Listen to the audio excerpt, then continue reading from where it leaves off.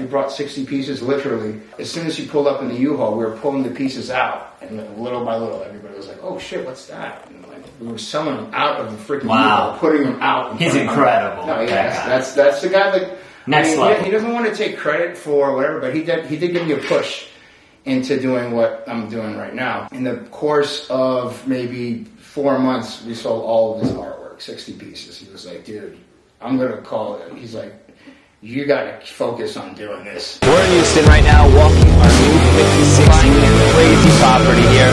It starts down there. We got Allon, $1 billion man. What's up, guys? How you doing? I'm here with Allon, Avgi. That's the introduction right there.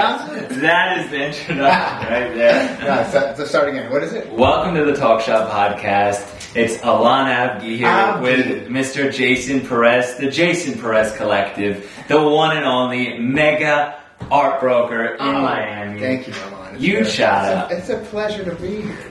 I'm very excited to be here. I'm very proud of you and what you're doing.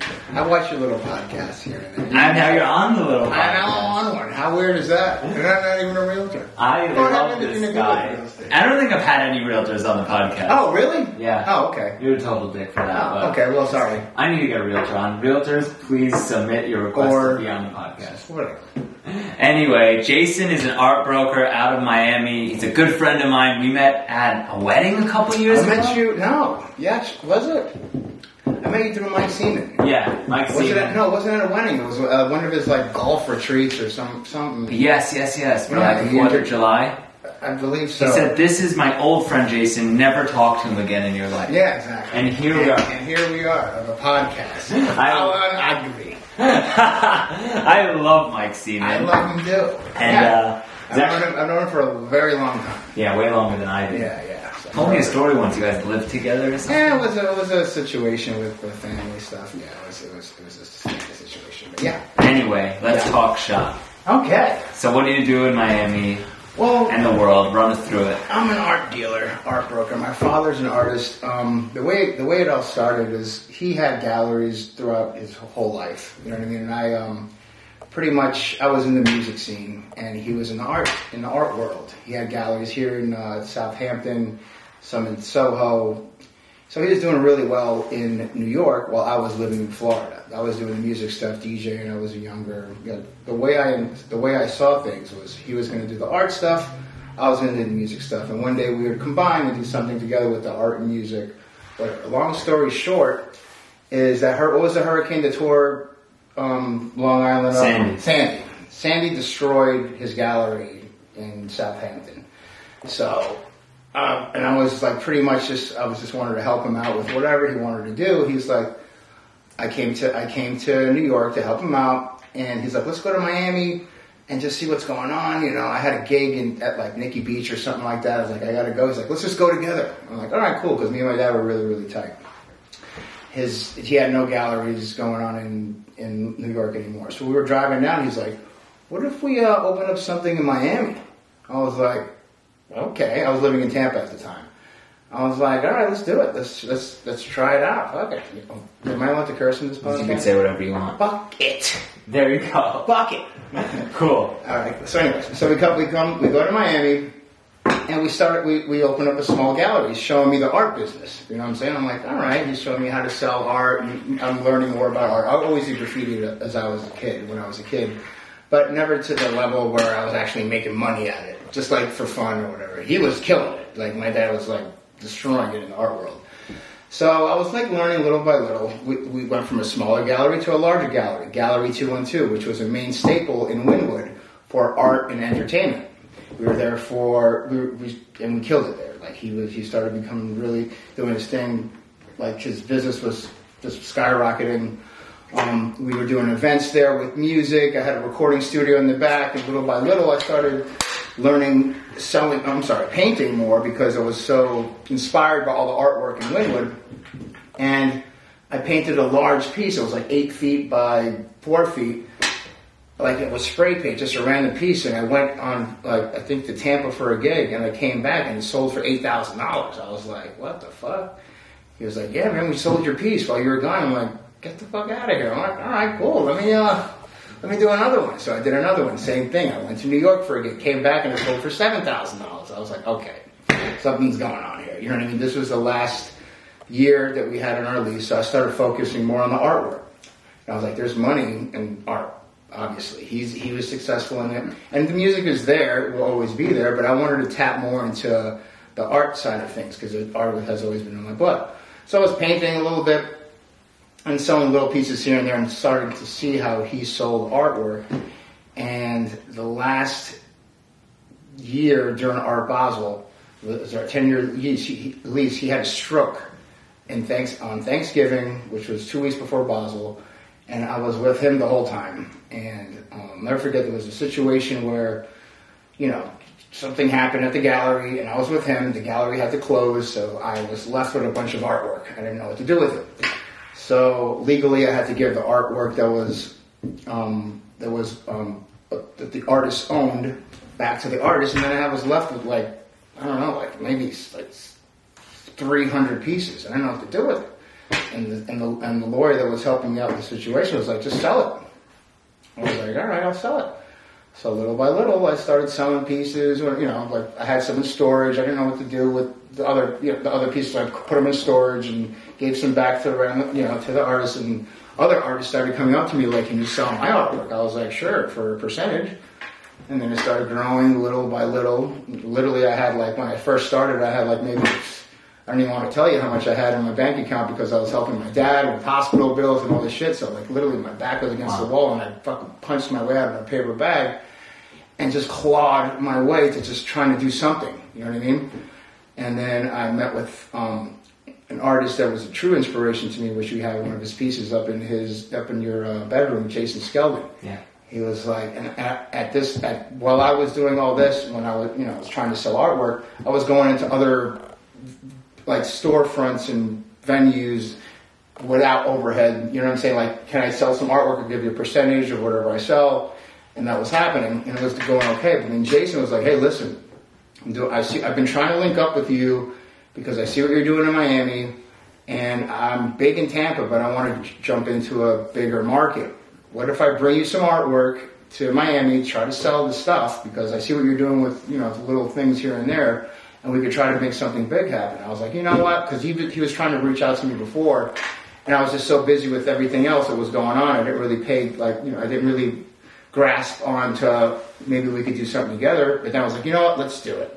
Come on, let's bring some stuff. He brought 60 pieces, literally, to a store. I can't mention the name of the store. But as soon as he pulled up in the U-Haul, we were pulling the pieces out, and little by little, everybody was like, "Oh shit, what's that?" And we were selling them out of the freaking U-Haul, putting them out. He's incredible. No, yes, that's the guy. Next level. He doesn't want to take credit for whatever, but he did give me a push into doing what I'm doing right now. And he was like, "Dude, because I was still doing the music stuff, DJing, producing here and there, but in the course of maybe 4 months, we sold all of his artwork, 60 pieces. He was like, dude, I'm going to call it. He's like, you got to focus on doing this. This is your gift. Because my father was an art galleryist, we had galleries, and it's a gift that he had. He knew how to sell artwork to people, you know what I'm saying? But it was out of the love. It's not like he was just trying to sell something to try to make money. You know what I'm saying? It's just something that what he was good at. And he's like, I'm going to call you the art broker. And I was like, all right, fuck it. He's like, yeah, you're the art broker. And then from there, it just stuck. And then he was like, you know what? You should do this for other artists, artists that want to try to become, because a lot of people were following him on social media. They want to become to try to get their art out there. They would never be able to. So he put out a little APV, listen, my broker, Jason Perez Art, he's signing artists, and he's looking for new artists. He's starting a new company or whatever. And he did that, and then just I had people just starting to hit me up. Random, hey, I heard you were trying, an art broker. Yeah. If I would show you the DMs that it was just ridiculous. I'm scared to look at you. No, stop. My DMs are fine. They're clean. But you got hacked now, so... Oh, my God, yeah. That happened right before Art Basel. Your social media was getting so strong. I know, but you know what happened? So it happened right... So let me finish that. So that's how things started growing. I had to drop the music and just focus on the art. The social media thing that happened while I was actually signing an artist.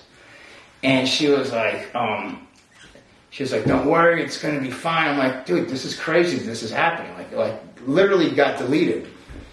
And I was like, you know what? The next day I had a show at the SLS, and I was like completely bugging out. Like, Jesus Christ, what the fuck am I going to do?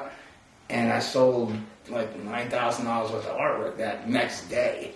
And I was like, you know what, dude? Like, honestly, like if I already got like a clout, and I already got a thing that I'm going, something going on. Like, I shouldn't have to worry about this social media, but it happened so fresh, you know what I'm saying? And this happened right before Basel, and then I had the best Basel I've had That's in awesome. my career, you know what I'm saying? So I've already just been working and grinding as establishing myself as a brand and, and a company. No, you're recognized. Jason Perez Art isn't me, it's like a brand, like Tommy Hilfiger or whatever, and that's what I want to be. And my main goal was to take Miami first, you see what I'm saying? To make sure I got Miami.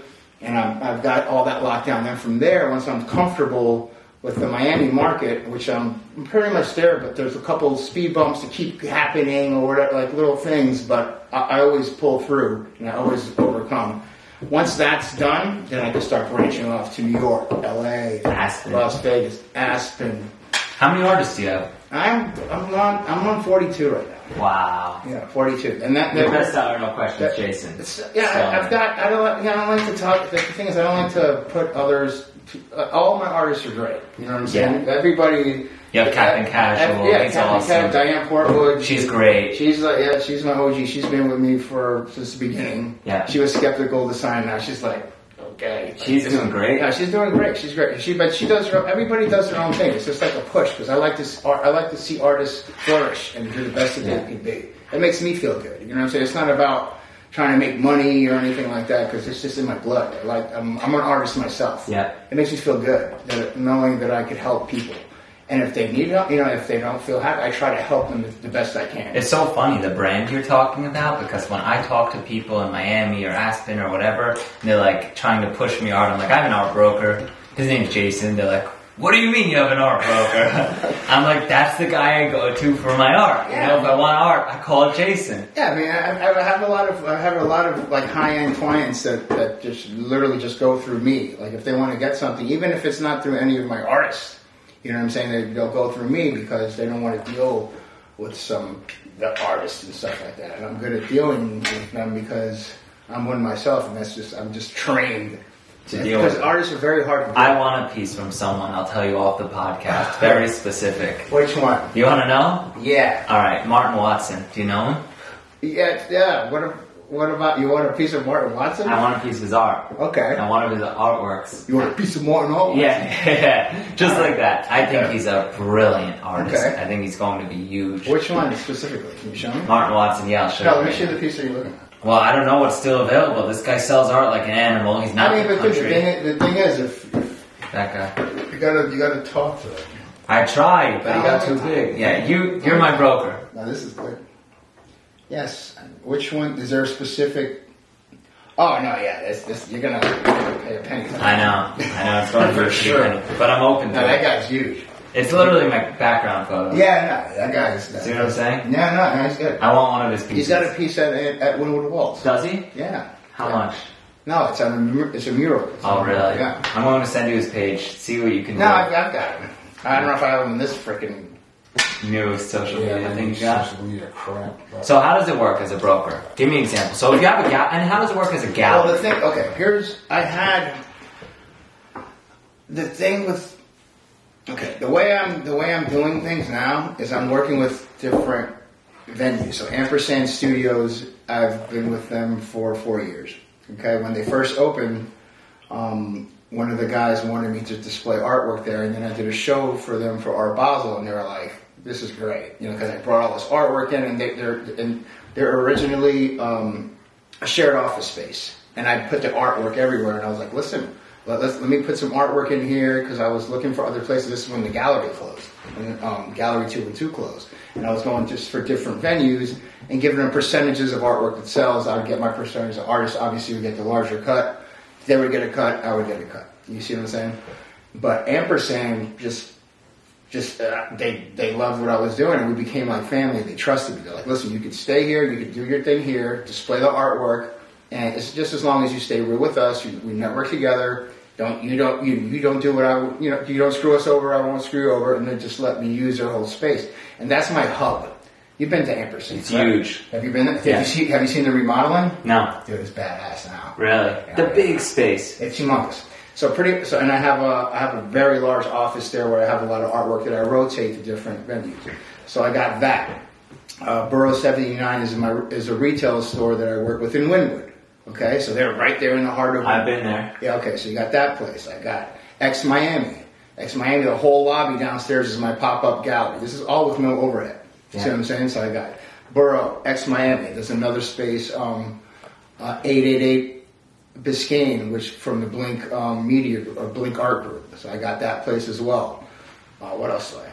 A Loft Coral Gables I have. So I use that as another space. I have one here in New York, Soho Inc. Yeah. See what I'm saying? I just rotate artwork everywhere. I've been there. And if You've got SLS. SLS. Every Saturday I do events at SLS. Which is huge. It's a party every time. It's a party on the pool. In the pool area, there's a party, but then there's a garden area where we deck out just full of artwork. And it's a whole different aesthetic for a tourist coming in to go to a pool party, because you got some people that are just going to party, and then you have more intricate people that are like, oh wow, there's artwork here as well. This is cool. And like tourists, they've never seen artwork. That's where I bought my first piece from other cities or countries that have never been to anything like that. They've never seen Miami art, because Miami art's colorful. It's a vibe.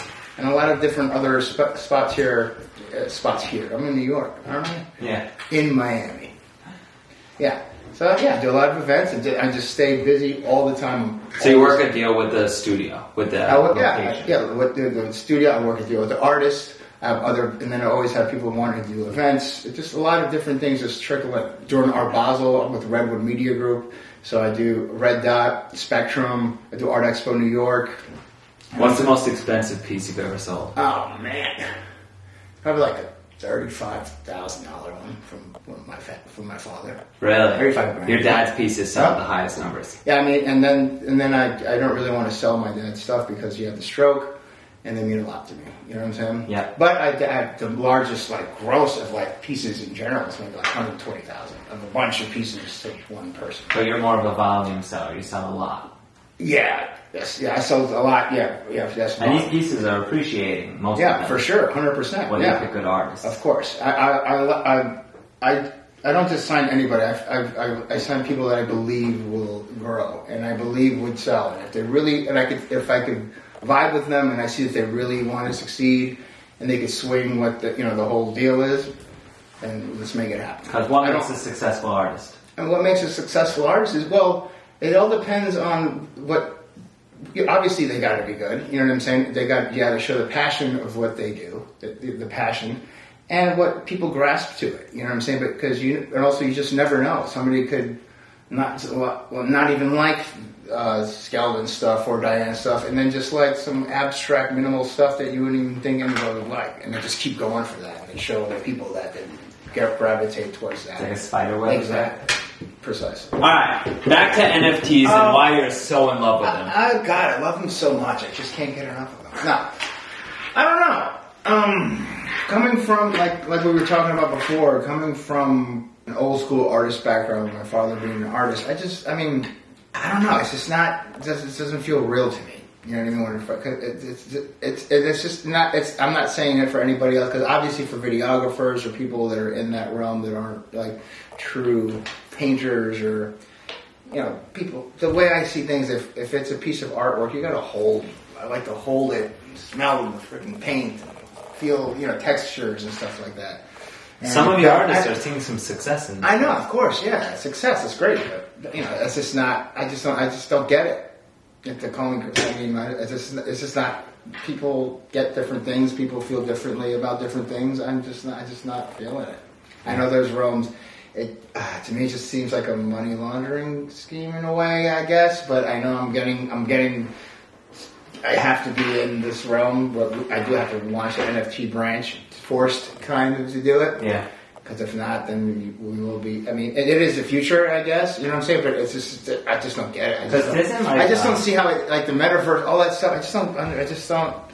I'm not feeling it. But it's almost like for the social media side. Kind of. I mean, whatever it is. Yeah. Everybody's different. I mean, I just don't get it. I know I'm not the only one. Let's just put it that way. Yeah. You see what I'm saying? I know I'm not the only one, and I don't speak for anybody that is having success with that. Good for them. That's great. And, you know what I mean? It is what it is. But just everybody has a preference on things, and I don't know. I just don't get it.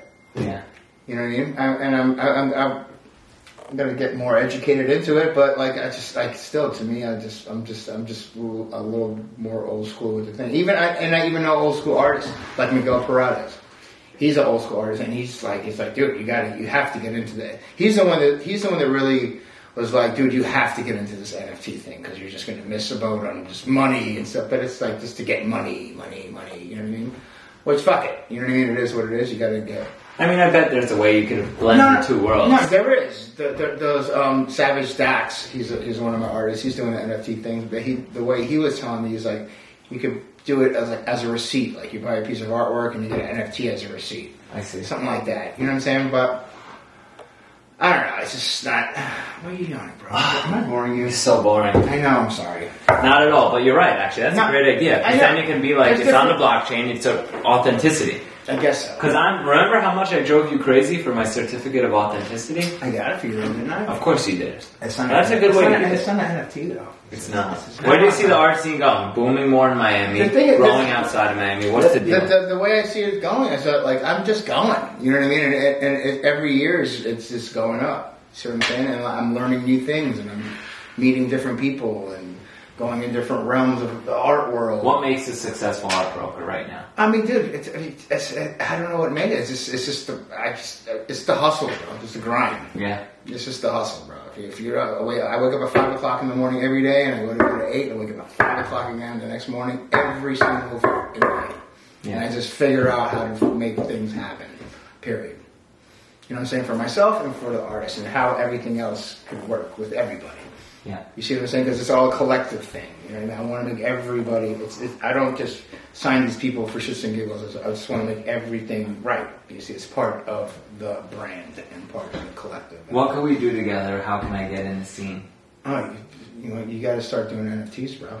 I can't do that. You want to get in the scene? I mean, it's not for me. We'll talk about it. I mean, what can I do? Can I buy a space over there? I'm sure. Oh, you want to buy a space? I need to get. I was looking into buying a space, but then I'm like thinking, dude, right now the real estate in Miami is so freaking crazy. It is, and I'm doing things with no overhead. Yeah.